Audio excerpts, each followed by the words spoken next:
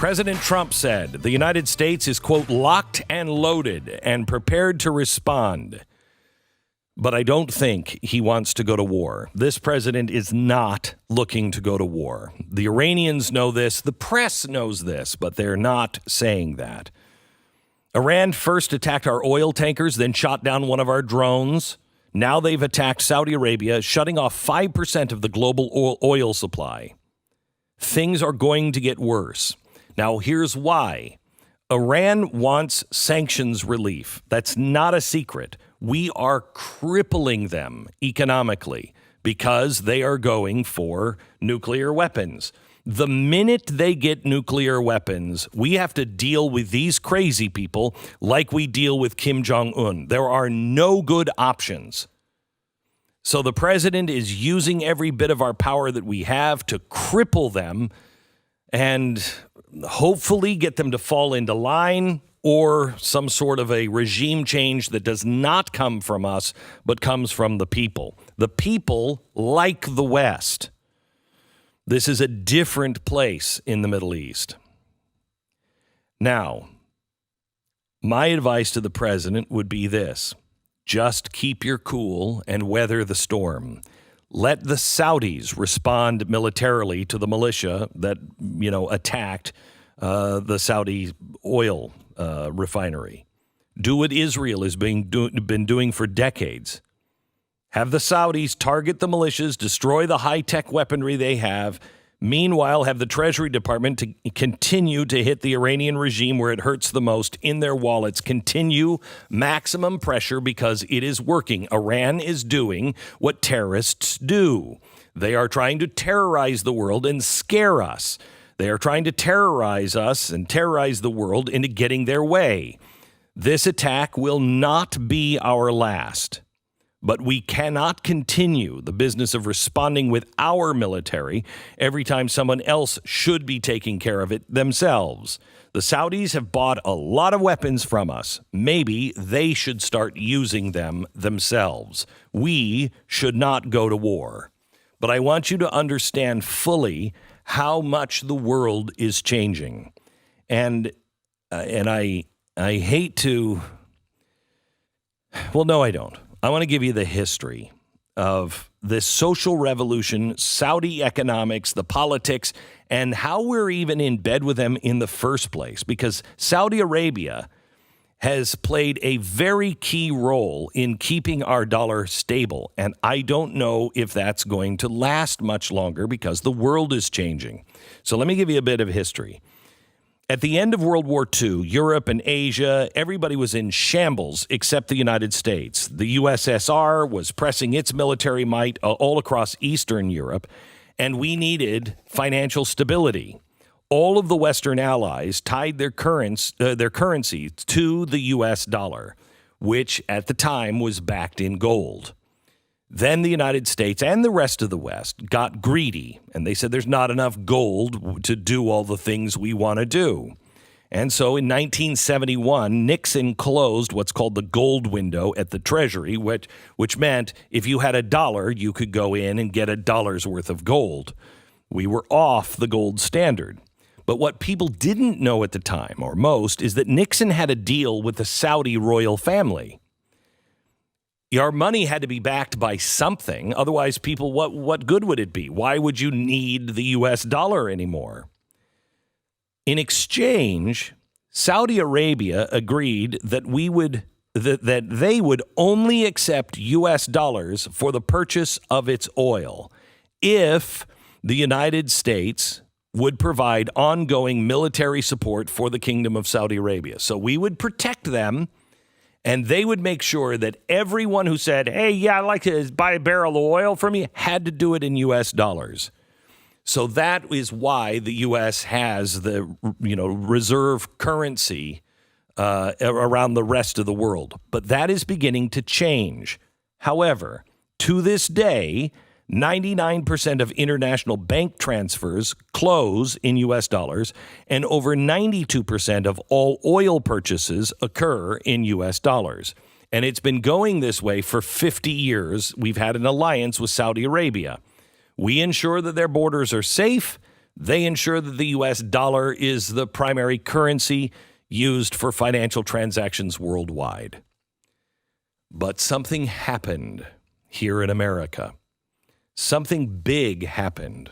About 15 years ago, the Roughnecks here in Texas, in Colorado, in Utah, North Dakota, Kansas, they figured out a new way, a new technique of changing the shale stone that we have into oil. Now, shale is oil that long ago dried into rock. How do you take that rock and turn it back into oil? Well, the process is called fracking. Fracking took hundreds of millions of cubic yards of earth and transformed it into energy. We now have 1.8 trillion barrels of oil here in the United States. That's enough energy production for more than 1,000 years of U.S. energy production, including any population growth. For 1,000 years, we can be energy independent. So what does that mean? Well, now that we have the largest oil reserves, oil production from the U.S. has put a permanent cap on global oil prices unless there's a significant disruption in global oil supplies.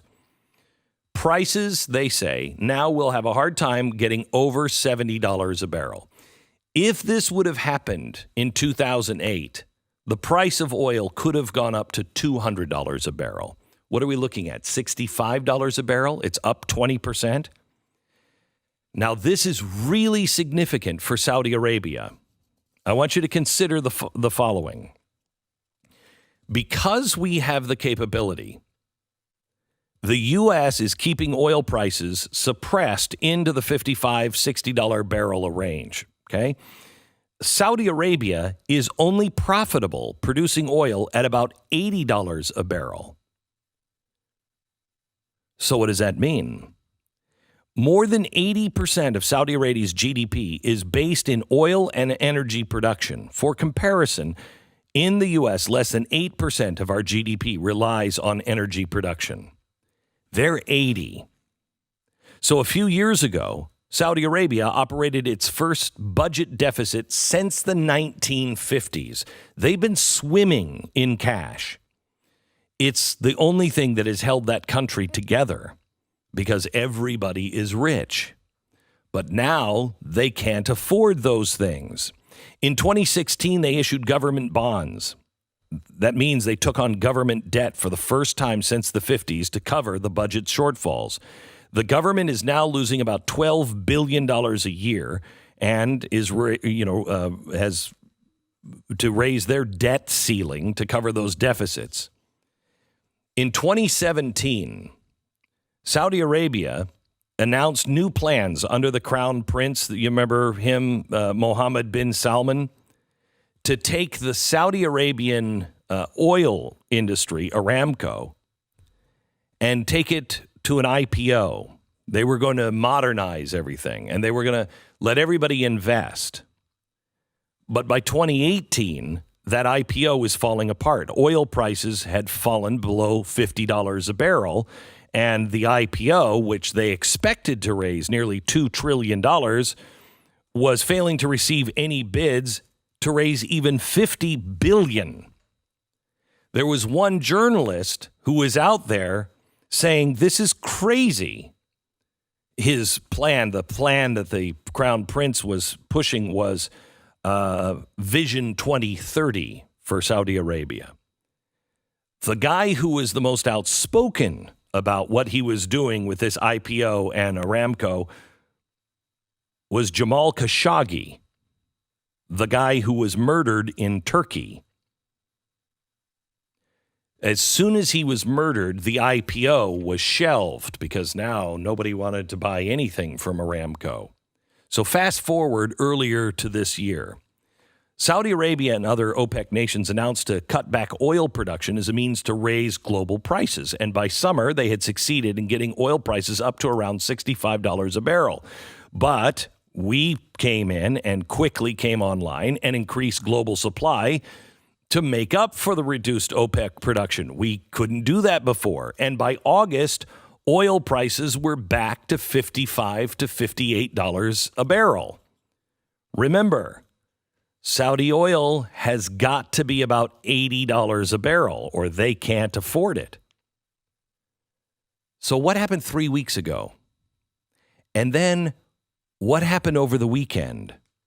And what does all of this mean for us in the United States in the future? So Saudi Arabia needed this IPO. They needed foreign investment. So 3 weeks ago, they go back to the drawing board. They go to J.P. Morgan.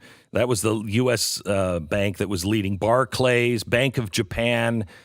All of these banks had gotten together and said, okay, we'll put together this IPO. Well, now 50% of oil production goes offline at an Aramco oil refinery. It is a massive blow to Saudi Arabia and may completely derail the IPO. That will have a devastating effect, driving oil prices up, at least in the short term. But remember, we can now come online with new production and make up for any shortfalls. Now, the fact that this is at least reportedly by Yemeni militia who are backed by Iran, means that there is a proxy war that's going on with Iran and Saudi Arabia. They've been fighting it for the last few years. And this has weakened one of America's most consistent and reliable parties in keeping the U.S. dollar as our reserve currency. So what do? Because we can just unplug from Saudi Arabia. But if we unplug from Saudi Arabia, the world may unplug from our dollar. It also shows us how desperate Iran is. It's Japan, 1940. You know, most people don't understand that Japan was responding to us. We sanctioned and isolated Iran. We insulted, Japan. Now we've done the same thing to Iran, and their economy is crumbling. We have stopped them from selling their oil in the open market, which is something I believe we must do. But all of this bears watching. This may become the story of the last half of this year and might end up dominating global politics through 2020. 99% chance none of the Democratic candidates for presidency have any idea about how much history sits between us. How delicate it is between us and Saudi Arabia. Why we just can't pull the plug on Saudi Arabia. Every American should know this because it will affect us. The question is, where are you getting your news? The question is, what are they talking about today? Is anyone giving you a look at the globe? Because the globe is just starting to smoke everywhere.